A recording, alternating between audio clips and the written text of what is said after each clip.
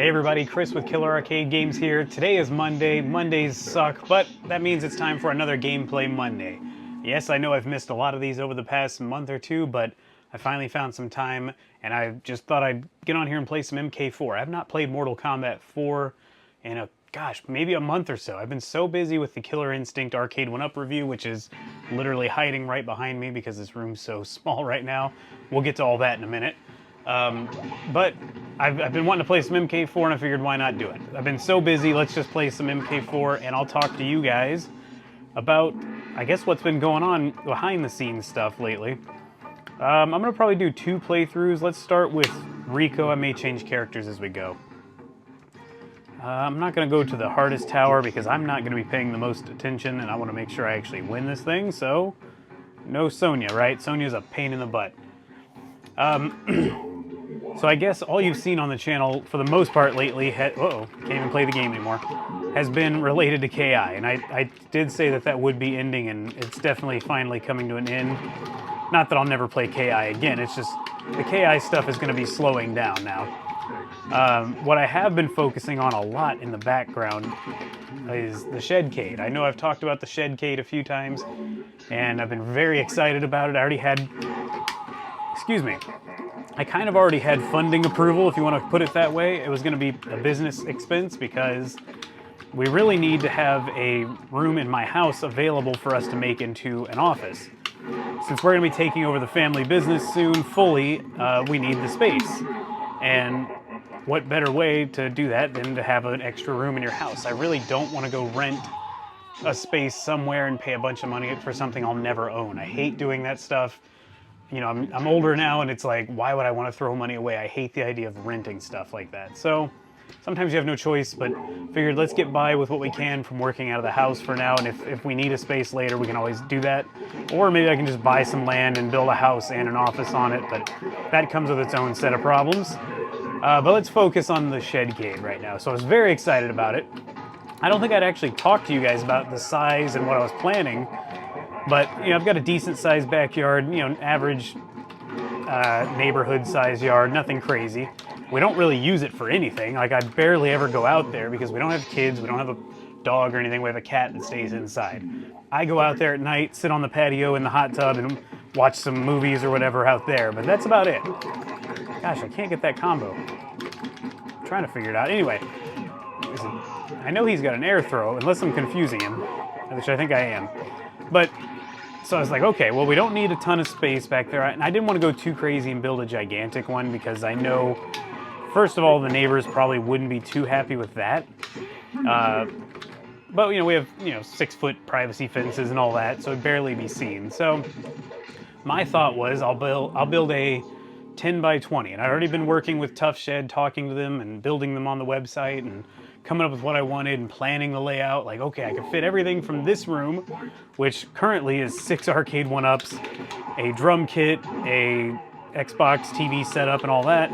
I could fit it all in there, plus the 3 real arcade cabinets I have in the garage, and that would still give me room to have another full-sized arcade in there, because I've been kind of thinking about wanting a Rush 2049 eventually. So, I was like, okay, I can make this happen. I think it's a reasonable size. I'm not going too crazy, and that's great. And I knew I had an HOA, so I was like, well, you know, they probably won't mind, right? That was probably a mistake to assume because I ended up having to finally read the fine print on the HOA and try to figure out what size restrictions they had.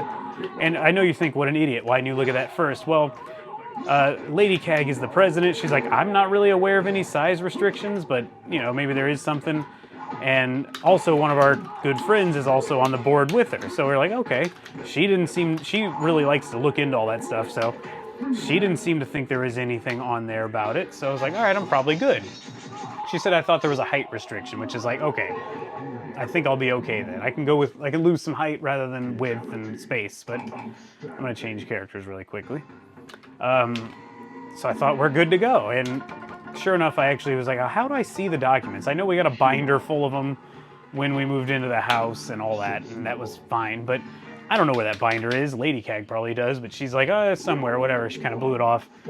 So I was like, well, I'll go on the website. I didn't know we had a website for our neighborhood, so I found it, and sure enough, my dreams were dashed after doing some math.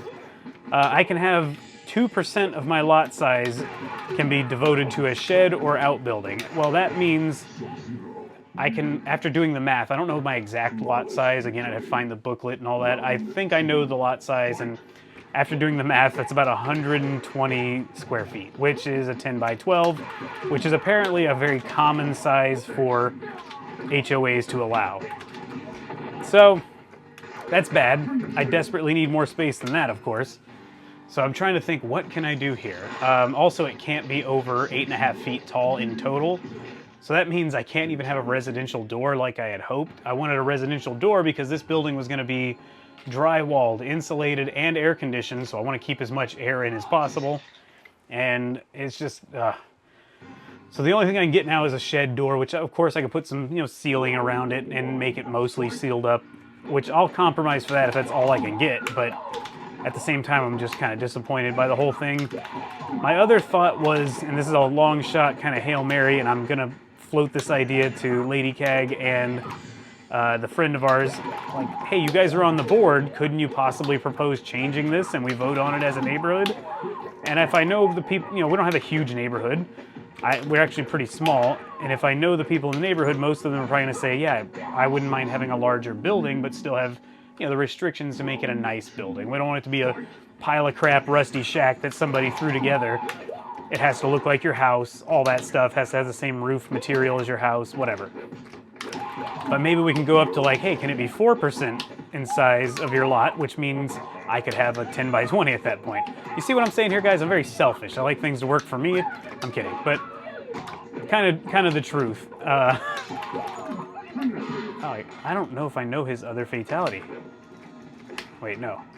I don't know if I know it. Anyway, so if that works, I'm good, but I don't have high hopes that that's going to work either.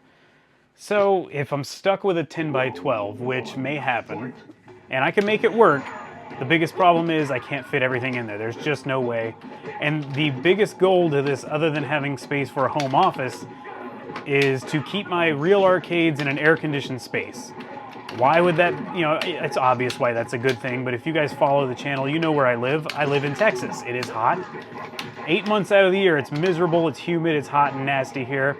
I have an insulated garage door. I have drywall up, but no insulation on the parts that are not part of the main house or don't share a wall with the interior house. So it gets pretty hot in there, and usually whatever temperature it gets to be in there, it kind of stays because of the insulated door. So I don't want to have my arcades unplayable for 8 months out of the year, and I really don't believe it's good to run that old hardware in extreme heat and humidity. And I don't want to be out there, to be perfectly honest with you. It's too hot. If I sit on those plastic racing seats to play some Hydro Thunder or Rush in summer when it's 95 outside and probably 85 in the garage or more, I'm going to start sticking to those pretty quickly. And even when it's cool, I've found my butt sticking to them or sweating to them, not like I sit there naked, but shorts I'm wearing are all sweaty by the time I get up, so, it sucks. But worst case, I could fit the Carnival, probably all four, I could fit at least 4 arcade 1-ups in there, and my Real Killer Instinct, and my Hydro Thunder, and my Rush. Unfortunately, it doesn't give me room to really expand the collection like I'd hoped. That was part of the goal, too. There's just no good way to figure it out as far as that goes. I could probably get rid of some 1-ups. That's one way to figure it out. But I pretty much love all the 1-ups I have. The only one I could see getting the boot would be the Killer Instinct, the one I made. Obviously, the one behind me, the arcade 1-up, is not going to go in there. That's the first to get the boot. The only thing that really is a plus for me is the online play on it. There's no need for me to have it otherwise. Tricky little lady. Hold on, let me focus here. Oh, she got me. All right. Anyway, I don't need the arcade 1-up one, the real one. I'll keep it for a while so we can play online and have fun. Or maybe I'll just keep it in the house somewhere else. But the other one that would get the boot would be the Killer Instinct that I made, which hurts so much because I love that cabinet. I mean, that was the first cabinet I made. That's the one that I probably put the most money into if you count all the different changes to it. And it would be nice to keep that one. So worst case, I'll keep it. I won't get rid of it. I'll just put it in storage or put it in the house somewhere where it can be played inside. I don't know. But all the other ones could work out, I think. I just won't have my space for a bunch of extra cabinets like I'd hoped. But everything would be in one spot. I'd be able to play all the cabinets in there in one room. I'd be able to make videos in there, and that would be cool. So there's still that option. The other downside is the drums have to stay in here, meaning less office space. And Lady Cag, who's cool about a lot of stuff, she was like, I need the space. Like, I don't need a big drum kit in there when I'm trying to have an office. So I gotta try to figure out a way to make it all work out, but it's very difficult and very stressful. I already started looking at land because I would love to move to some land, but I don't have the money for that. So, and the way everything is so expensive and so sought after right now, real estate wise, I'd probably never be able to get one quick enough. Oh, whatever. I'm changing characters anyway. I'd probably never be able to jump on a deal quick enough. We're not in any position to just say, hey, we're moving all of a sudden. You know, you kind of have to plan that stuff in most cases. Let's see, who do I want to be now? Let's be Tanya, actually. I would love to move. I mean, I like our current house. I like our neighbors. I like where we are. But if I could somehow work it out to have land and build on that land and have room to do all the stuff I'd like to do, that would be amazing. But I think I'm getting way ahead of myself on that one. So that's where I am with the Shed-Cade, in case you've heard me talking about it about 50 times and wondered what the heck was going on. But I'm still working on it. I'm pretty good at, it sounds very like a spoiled kid, but I'm pretty good at getting what I want. So, or at least figuring it out. Like I don't like solving problems all the time, but that's definitely my nature apparently, is if there's something wrong, it will bother me until I can figure out a fix for it. So I'm gonna try to figure this out. You know, when you really want something done bad enough, you can make it happen. And I think I'm gonna try to make that happen. The wife always makes fun of me. She calls me Cartman sometimes, because, you know, Cartman just throws a fit and gets what he wants. But ultimately, like, I figure it out. Like, I'm going to make this happen. It's hard to stop me when I really want to get something done. So we'll figure it out, hopefully. But that's been bothering me for the past week and a half. It's probably why I've been talking for a good, like, 10 minutes on the subject. But it's still bothering me. I'm still spending, like, a lot of time on this website where you can actually... It's like one of those room planner websites. You put in the dimensions of the room, and then you can add things to the room to see what fits. And of course, they don't have a preset area for like, hey, there's an arcade cabinet. You want to put that in your room? So I've just been this is a shelf, and I've been making the dimensions that of the arcade cabinets and hoping to make it work. And I haven't found a good answer for all of it yet, but at least I can visually see the layout, which is very helpful to know if everything's going to work out or not. God, I'm trying to get this weapon. All right, now you're screwed, buddy. Or not. But I haven't played MK4 in a very long time, and I was very happy to get a chance to play some MK4. I know I've explained this about a million times to you guys who are, you know, not new to the channel, but in case you are new to the channel and you're wondering what the heck I'm playing this on, which does come up every now and then, I'm playing this on an arcade 1-up cabinet. It is a modified cabinet that has been reskinned and everything to look like an MK4. What I'm running the game on is actually the arcade board. So the arcade PCB is inside the cabinet. So what you're seeing is actually the arcade game running. It's just not on a CRT, and it's not in a big gigantic cabinet that I can never fit in this room. And again, that brings me back to the Shed-Cade. So someone asked me, well, what if you have more room, what's your next cabinet? I was like, well, I'm actually really happy with this setup. Like, this is a small way to play one of my favorite games, you know, that I of all time, in my opinion. Or, of course, it's my opinion. It's my favorite game of all time. And one of them. And I'm okay with that. But, like, say if an MK4 cabinet came up for sale and it was in decent shape, I would have considered buying it, especially if it had a CRT working.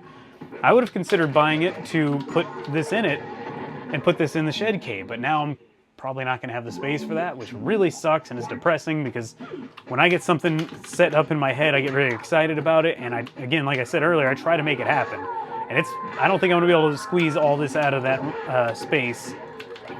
And what sucks is, another thing I realized too, by the way, when you're building those sheds on Tough Shed, they tell you it's a 10 by 12. Well, that's measured from the outside of the building, so I had to take into account, thankfully I thought to do this, that I'm going to have to lose some space inside the room, because you've got the exterior wall, you've got the 2x4 studs, then you've got a layer of drywall, so overall you're losing almost a whole foot from each side of the, you know, each dimension, basically. It may end up being more like a 9 by 11 space, which hurts even more. So I'm trying to account for that, try to be prepared for that. I like to plan things, if you guys can't tell, especially big purchases like that. Boom! Killed him with his own weapon. Oh, computer went to sleep. All right, it's still going. So I like to plan for all that stuff, and it's killing me. So, and I know a lot of people are going to hate on HOAs in the comments, and that's fine. I understand if you hate your HOA and all that. Really, I see the need for them, but it is kind of a funny thing when you think about what they really are. Let's watch this horrible ending. This is actually a decent ending. Just the acting is so cheesy. He has something special planned for them. Ha ha ha ha ha. Look at him. Huh? What? What's going on? I love the head move. That's how you laugh. Can't you see, Liu Kang? This is a trap. What? Welcome, Shaolin warrior. Your thunder god Liu Kang's so gullible. Earth's warriors destroyed. You are the last remnants of the forces of light. Do you wish to beg for mercy from your new master? I like how they've put the wah at the bottom. Never, sorcerer! Like we couldn't tell he made that noise. But anyway. Okay, where was I? Oh, HOA. So it is a funny thing about the HOAs when you think about it. I'm going to do one more quick playthrough so I can keep moving on. This isn't that long of an episode. If you want to call it an episode, I'm going with my man Scorpion because I'll be done quicker. You're essentially paying like almost like a mob to you made up the rules, or the community as a whole made up the rules. You're paying a mob to enforce the rules on you on your own land, a third-party mob, by the way. And then they come out and hassle you like, hey, you didn't follow your own rules. And then all of this is done just to keep in line a few people that are going to be trashing their house, essentially. So if you think about that, it's kind of what it is. 90% of people who buy a house want their house to be nice and clean and try to take care of it. Then you get that other, whatever, I can't remember if I said 90%, but that other 10% who are just like, hey, I feel like parking a boat on my lawn today, and I'm going to leave it there until the end of time. And maybe I'll do a little car work on there, which, again, it's their land, but their land is presented right next to your neighbor's land, which means your house could look like total crap, meaning no one will ever want to buy it because your neighbor's got a trash heap on their front lawn. So I agree, I do like the HOAs in that case because it just makes sense that, that you want to keep everything nice and you want the place to be presentable to other people, potential buyers of your house at some point. But man, when they have these crazy rules, and these are probably just like, I guarantee what happened is, from what I understand is the builder set the rules in this neighborhood. When they formed the HOA, they set the rules and that's that. Well, there's just like a cookie cutter set of rules they probably put out across all of them. And it's like, hey, maybe my neighbors would like to have a larger shed in their backyard. And I'm all for it being required to look like your house, make it look nice at least. But I don't like that there's a size restriction. I mean, I understand a certain restriction needs to happen because you don't want to have, I think it would look pretty bad if someone decided to put like a whole nother house addition in their backyard. And it may cause drainage issues for your neighbors and all that. So yeah, I see why that is. But I think 4 to 5% of your entire lot size can be dedicated to it, which would be cool. And in some people's cases who have like say in my neighborhood, I have a 2-story house, and that leaves me with a much bigger yard than most people. So people with a 1-story, 2% may be impossible to even fit in their yard. These neighborhood yards get at times. So we'll see. Maybe I can talk to them, maybe I can work it out.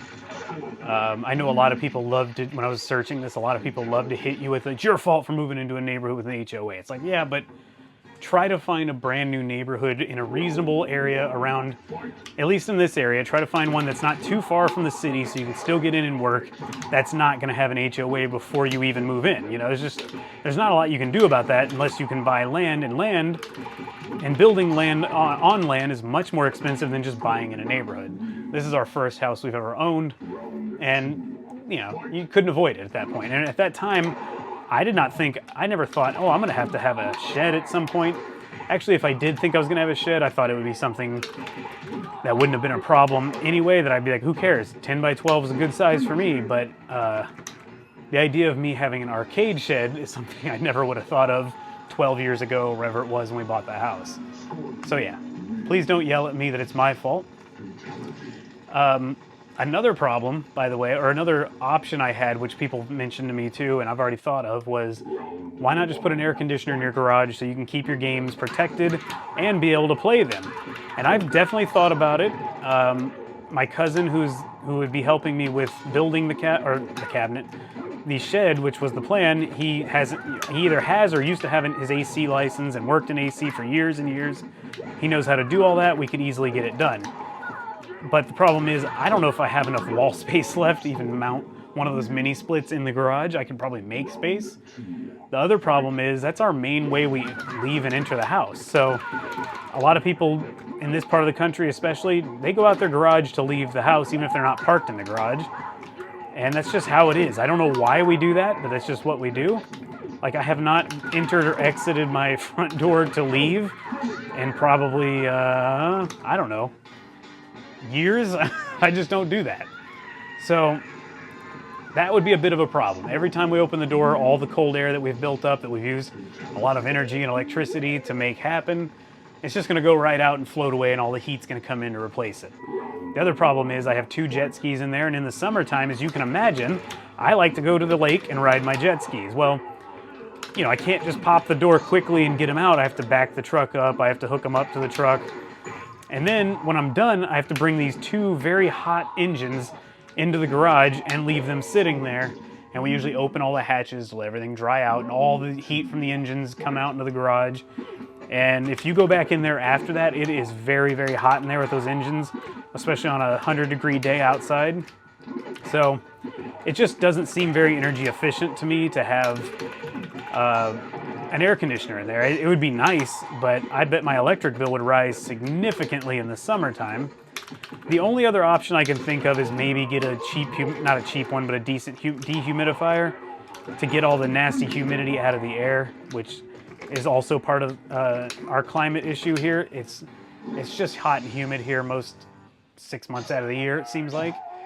So that's an option, but it still doesn't solve the heat. I don't want to run those old arcades in an 85, 90 degree weather out there.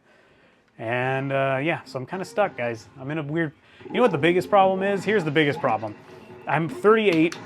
I didn't have any kids, so I'm still the kid. I have a lot of expensive hobbies, and I don't like being told no. So that's where I am right now. And I mean, it sounds like I'm a spoiled jerk, but it's like, hey, I paid for everything I have here. No one's giving me this stuff. Sure, I've been lucky to have a family with a business, and the business can help pay for things like the Shed-Cade because it is a literal business expense, ultimately, to make room in my house for an office. But I know I'm lucky, so don't think I'm ungrateful here.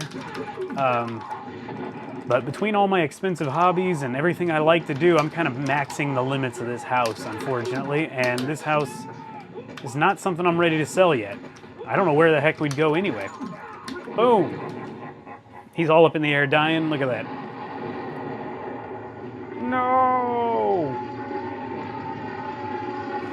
All right, so it's been 24 minutes or so now. I may have to edit some of that out, but we'll see.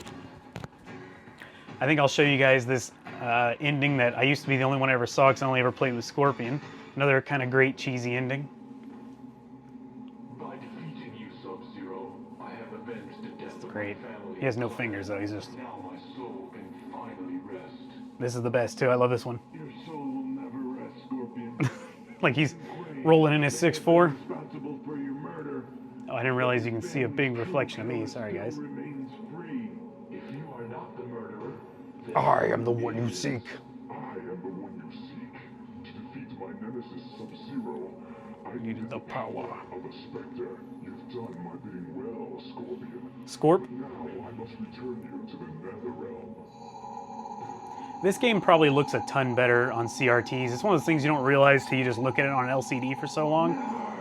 No! Love it. So cheesy and so good.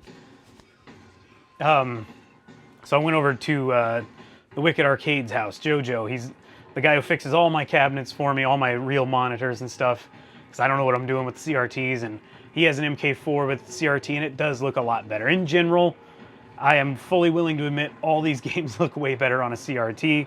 It's one of those things that Like when I first got the Hydro Thunder, which was my first real cabinet, I didn't know the Wicked Arcade or anything, or anybody, I didn't know how to fix the monitor on it. It looked pretty awful. I slowly realized, hey, idiot, there's adjustments on the back of the monitor, on the flyback. Hey, just turn that knob and it's not blurry anymore. I was like, oh, problem solved. But it still had problems. Like it would flicker because the flyback was cracked and it needed to be replaced. And my thought initially was like, you know what? I'm going to deal with this problem, but I may just say screw it and put in an LCD eventually. And I'm so glad I didn't do that on any of those cabinets, because that CRT look is just amazing. Now, a game as new as Hydro Thunder, which was made in like 2000, or no, when was that made? I think it was 99. Anyway, it was made in 99, and it doesn't really have a hardcore CRT look because I think it's a higher resolution monitor anyway. But it does look better on that square monitor. I've seen a few of them on LCD and I could get by with it, but I'm happy overall that it's still the stock look. When I look at a game like Killer Instinct compared to the Arcade 1-Up LCD versions I have here, and then I go play the beautiful CRT that's on my Killer Instinct cabinet, I see why there's just no substitute at that point. That game was made for a CRT. The CRT really makes the experience 10 times better. So yeah, if you happen to buy a real arcade, try your best to get that monitor fixed. And if you do yank it out of there, don't throw it in the landfill, because somebody will take that thing from you and fix it up. Could be me at some point, because I'm going to probably get desperate for CRTs like everybody eventually. Anyway, rant over on that. I hope this was a fun video for you on your Monday. Maybe you guys have a solution for me on the Shed-Cade. Please drop it in there. The biggest problems are I cannot bring those real cabinets in this house. There's nowhere to put them downstairs that would make any sense unless I was a single guy and I didn't have a woman with me who would say, hey, I don't want 3 giant stinky arcade cabinets inside my dining room, because that's the ideal place for it, in my opinion. Wheel it right into the dining room. We don't need a table. We hardly eat there, right? But I'd have to be a single guy to pull that one off. But so indoors is out of the question, other than the garage. The garage is hot. The shed may still happen. I'm still going to work hard on that, and maybe I can lobby enough to get the rule changed, but I don't know if that's going to happen. But either way, I can make a shed happen, so we'll see what happens. If you have any tips for me, let me know. I'm desperate here. I'm starting to I'm getting stressed over it. It's bothering me, but I'm going to figure it out one way or the other, and maybe you guys can help me out with that. Anyway, hopefully this was helpful on your Monday. Maybe you're watching this after work with a nice cool beverage, or maybe you're watching this at school. I don't know. Most of my viewers are older, but who knows? Maybe you're at school, you're at college, and you're bored, and you're sneaking a watch on your phone. I appreciate that. I hope that has been helpful to you. And I guess I'll see you guys on the next one. I'm going to try to get these done more regularly, but gameplay Mondays may be gameplay occasional Mondays at this point, just because I'm just busy. Thank you guys so much for watching. If you enjoyed it, give it a thumbs up. Please consider subscribing if you're new to the channel, and leave me a comment. Let me know what you guys think. Let me know how your Monday's going. I'll see you guys on the next video.